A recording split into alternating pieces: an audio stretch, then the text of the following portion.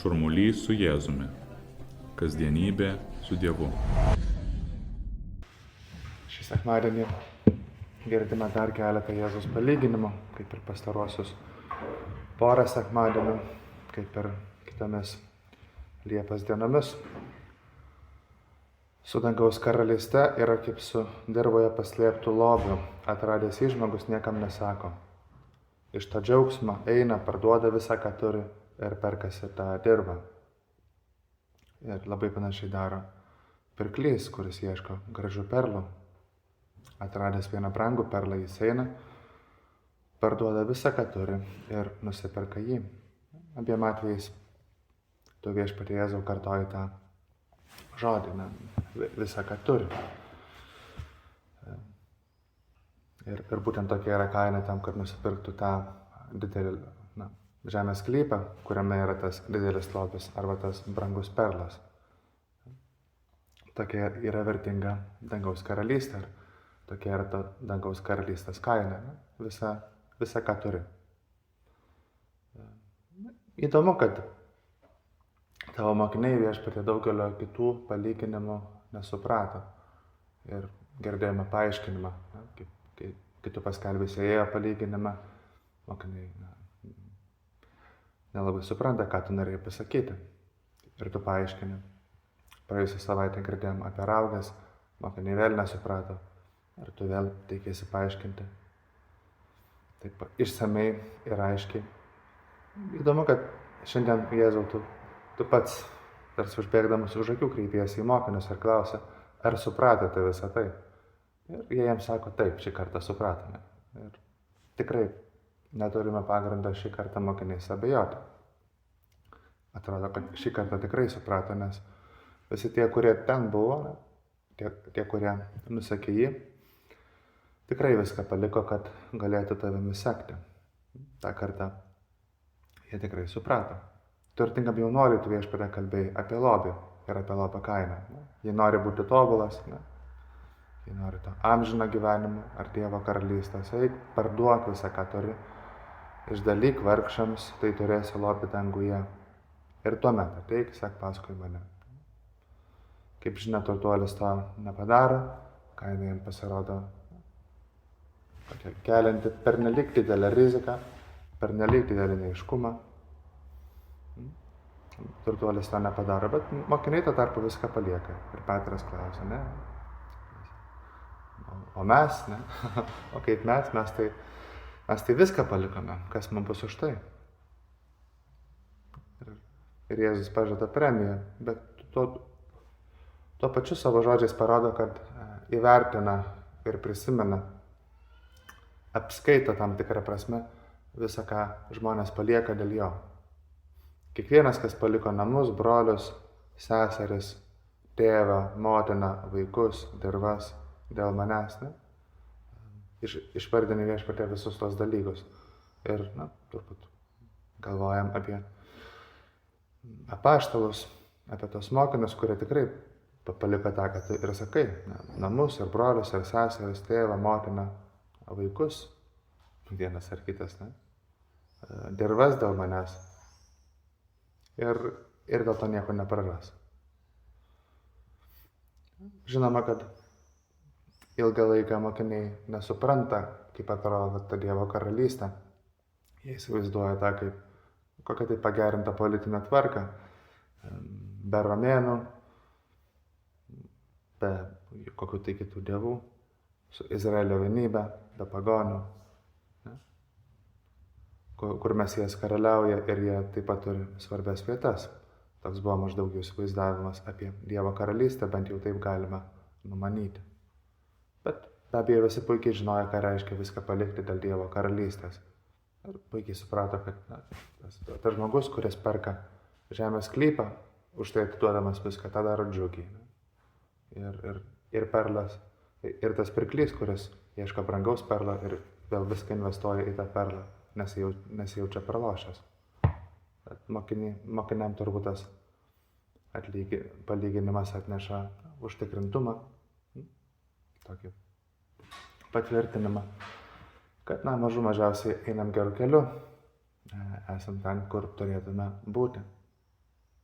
Ir mūsų krikščioniškas pašaukimas yra panašus. Ne? Evangelijoje, kai tu Viešpatie kalbė apie sutuoktinių pašaukimą, net apie sutuoktinių pašaukimą, tarsi nori pabrėžti, kad net ir sutuoktiniai daug ką palieka. Vyras paliks tėvą ir motiną, kad būtų su žmona. Vyras paliks tėvą ir motiną ir glausis prie žmonos, sako šventasis raštas. Ta taip pat pasakai tu. Na, bet vėlgi tą parinki Viešpatie, tą akcentuoji. Ir matyti, kad tau tai yra svarbus dalykas. Tam, kad priimtume tą didelį lobį. Prašai mūsų tam tikros rizikos, kažką turime palikti.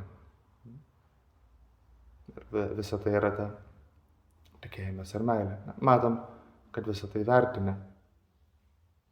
Ta pasirežimą kažką palikti už nugaros tam, kad sektume paskui tave ištikimai. Ir tai priimi kaip meilę. Šventasis Kosamarija rašė instrukcijai apie Dievo darbą antgamtiškumą. Tikėjimu ir meilę galime vesti Dievą iš proto. Jis dar kartą išprotėja. Kaip išprotėja mirdamas ant kryžiaus ir kaip Viešpatie dar parodėte savo meilę be ribų.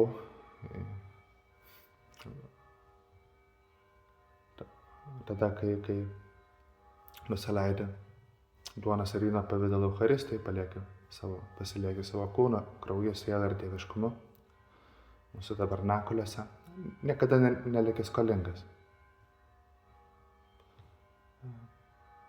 Šiame palyginime taip pat nutinka taip, kad žmogus arba pirklys įsigyja lobį už visą turtą, kurį turėjo anksčiau. Ne? Be abejo, žmogus nesijaučia kokia tai auka, skuba tą padaryti, nepasako šeimininkui, kad ketina tą lobį nusipirkti, kas tam tikrai įdomybė, bent jau pagal Lietuvos teisę, sutarčių teisę, tai būtų nesąžiningas elgesys, neatskleisti svarbių aplinkybių. Galbūt kiek kita situacija, kai tu perki, ne tiek kai parduodi, bet tas sąžiningas elgesys tarsi reikalauja atskleisti svarbias sandorio aplinkybės kitai šaliai. Šitas žmogus, nesako, dar ims ir persigalas. Nelaimė jam būtų tai, kad kažkas kitas tą sklypą nusipirktų anksčiau negu jis. Arba lygiai taip pat tą perlą, nes jau ten nieko praradę. Tai, ką jis įgyjo, yra gerokai vertingiau negu tai, ką turėjo. Investicija greičiau nei patarimas. Tuo pačiu, kai žvelgiam į mokinių gyvenimą, taip pat kai žvelgiam į savo pačių gyvenimą, matome, kad tas dovanojimas įvyksta kartą, tas pasižadėjimas, savęs dovanojimas tą dieną, kai nusekė paskui Jėzų. Tuo pačiu kvietimas atsiduoti, dovanoti save, jis nėra turbūt tik vieną akimirką, tą atnaujinamą kasdien. Nedaug žinome be abejo apie pirmųjų mokinių gyvenimą, tačiau žinome tai, kad patys Jėzaus mokiniai nuseka paskui Jėzų. Ir tuo pačiu neatrodo, kad tą, ką turėjo, prarastų. Kažkuria prasme palieka, pajungia tą Dievo karalystę. Be abejo, palieka tas vietas, kuriuose gyvena. Daugelis tikrai palieka vietas, kur gyvena taip pat jų giminaičiai. Bet tuo pačiu yra įvairių kitų žinių. Vakar apaštalą Jokūbą šventė ir girdime apie Jokūbo ir Jono motiną. Jį prisiartina prie Jėzaus, duoda tą savo prašymą, kas duoda tam tikrą žinią, supratimą, ta pati Jokūbo motina. Jokūbo ir Jono motina, tai ėjo su jais ir jiems pagelbėjo, jiems padėjo, buvo šalia. Žinomas šiuo apaštalo tėvo vardas Zebediejus, kas galėtų būti atsitiktinė detalė Evangelijoje, bet greičiausiai taip nėra. Paprastai tu mini vardus tų žmonių, kurie yra pažįstami. Labai tikėtina tokiamis aplinkybėmis, kad būtent Zebediejus buvo pažįstamas.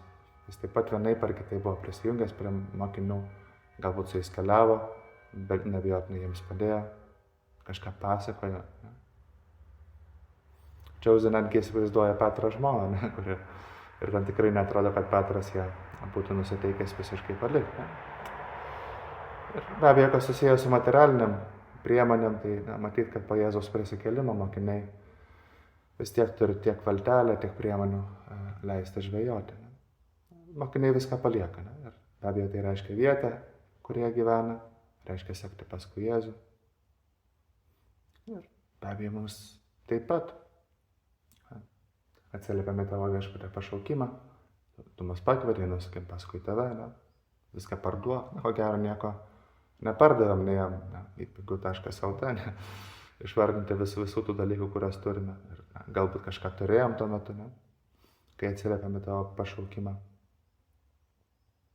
Turėjom galbūt eilę knygų, nežinau, drabužių, darbo priemonių, kompiuterį, galbūt kažkas turėjo automobilį. Ne? Ir viską parduoti kaip ir nereikėjo. Ne? Nepardavau aš nieko konkrečiai. Ne? Bet tiesa, kad viską pavedam Dievo garbei. Ne? Kiek reikės, kur reikės ir panašiai. Dabar bažnyčiose, sakytum, šiaip ne tik bažnyčiose, apskritai, turbūt pasivaikštai gatvėmis Vilniaus senamiesčio, kurį nors šeštadienį, sekmadienį, penktadienio popietę. Labai daug santuokų, ar ne? Ir tas pašaukimas yra palyginamas su tuo visko palikimu. Galbūt fiziškai nepalieka visko, ką turi, galbūt nepakeičia gyvenamosios vietos, ar profesijos, ar dar kažko.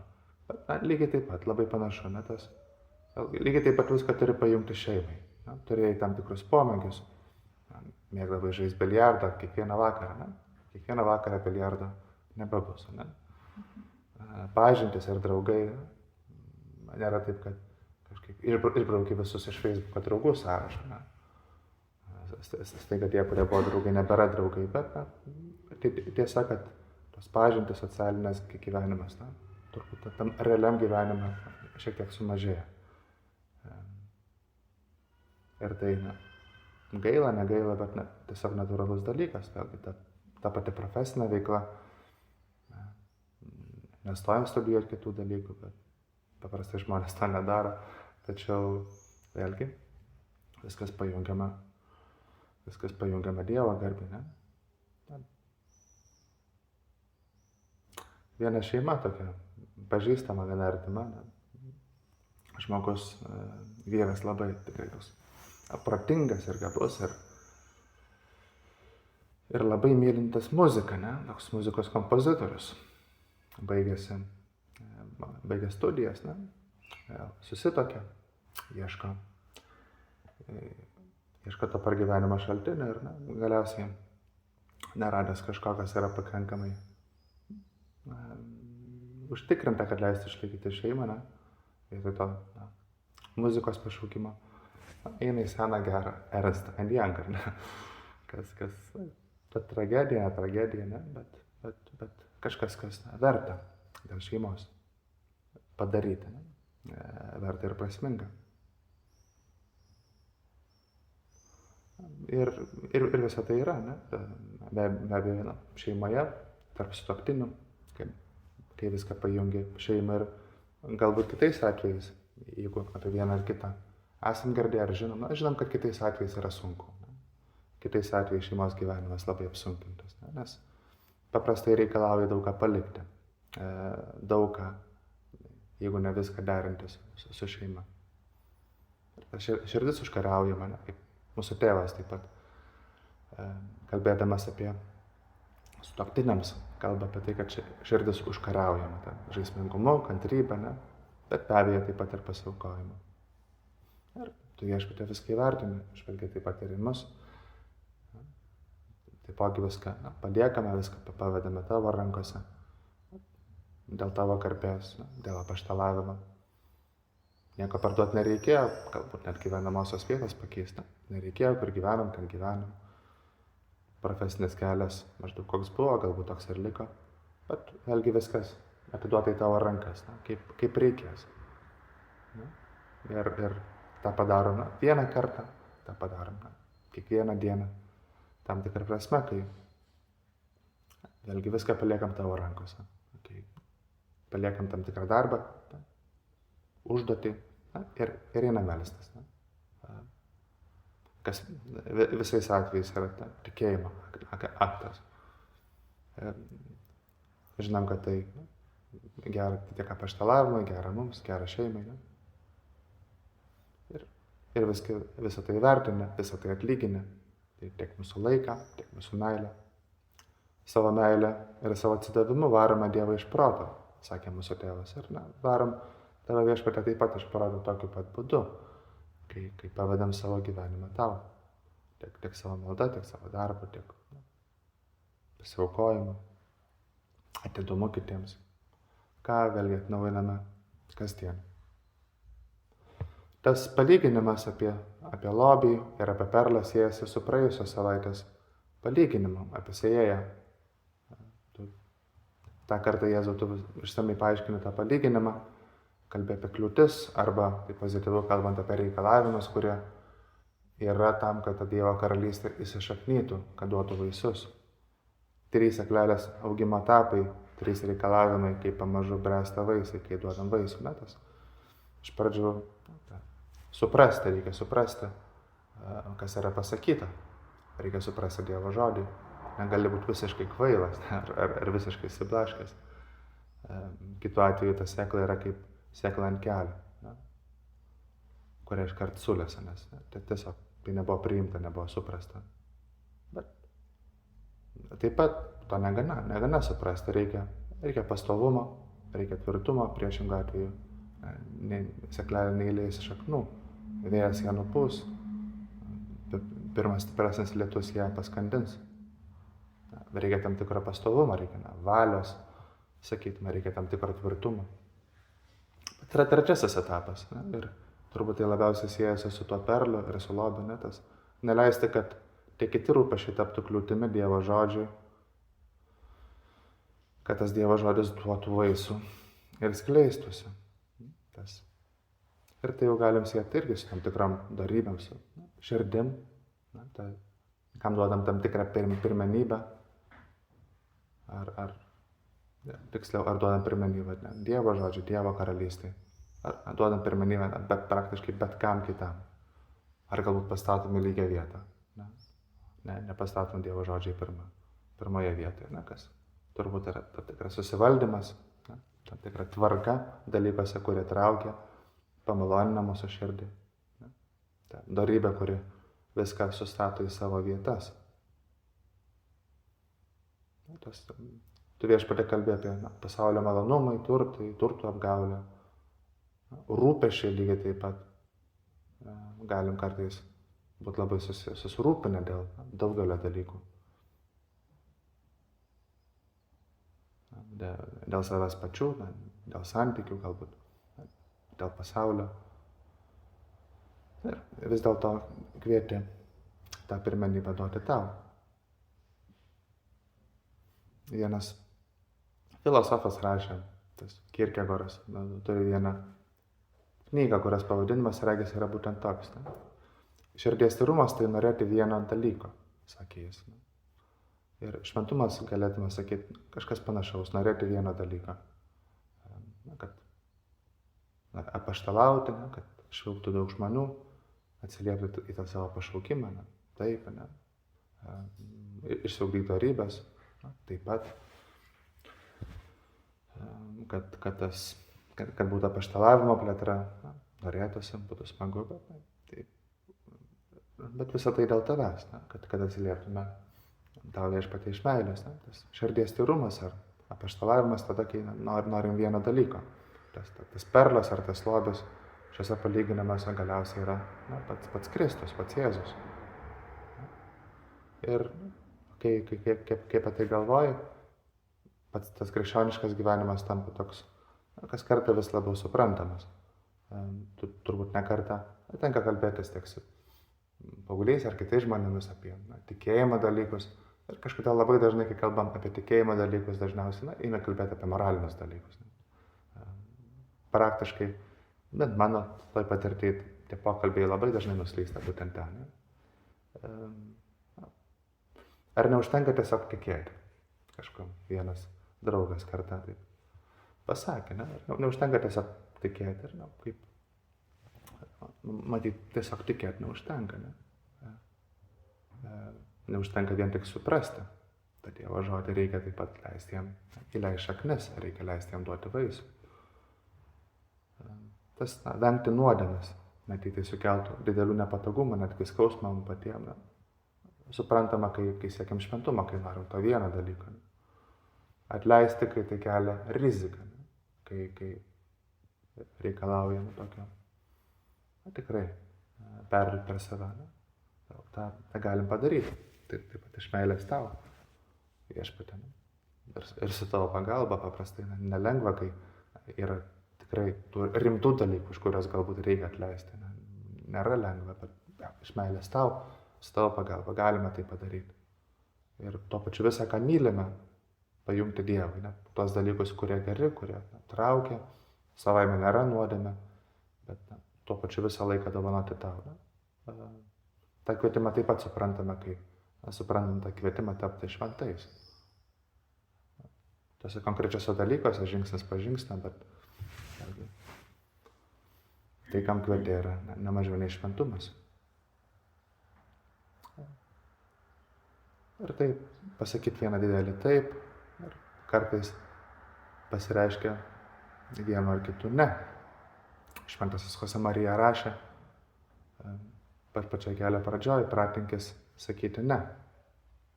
Ir buvo gražu, kai nesenai išgirdau vieną pasakojimą iš tų lyderystės pasakojimų iš verslo gyvenimo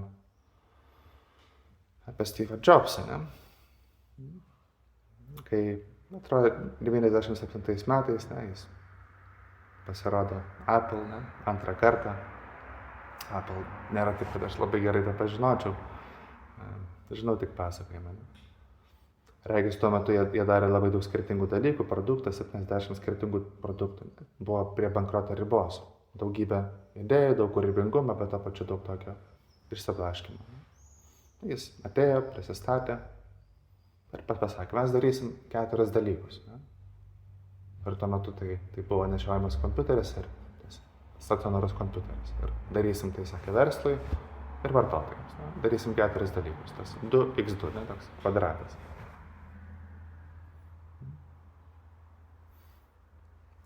Ir vėliau rašė.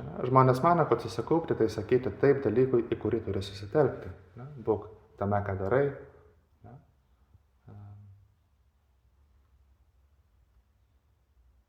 Tai, ką turi rankose. Tačiau tai visiškai nėra susikaupimas. Susikaupimas tai sakyti ne 100 kitų gerų idėjų. Tai reiškia rinktis gerai. Aš taip pat didžiuojuosi tuo, ką atsisakiau daryti, kaip ir tuo, ką padariau. Galiausiai tai, kas atneša, sako, inovacijas, yra sakyti ne 1000 gerų dalykų. Tas pasakyti ne. Tam, kad tartume tą didelį taip, tavo viešpatį.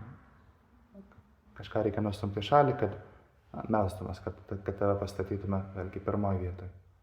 Kad ateitume į mišias, kad skirtume tau tas geriausias valandas. Reikia tam tikrą pasitikėjimą.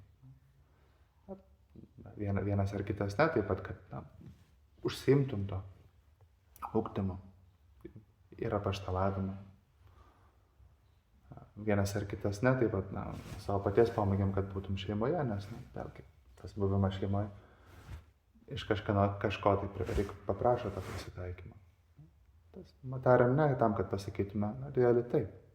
Šeimai, tam šeimos gyvenimui, kad galiausiai, kad tartume vieną didelį taip. Tau viešpatie ir meiliai tau. Kaip galiausiai tą darė mergelė Marija. Visada atidė tau, pakėlus akis į tave.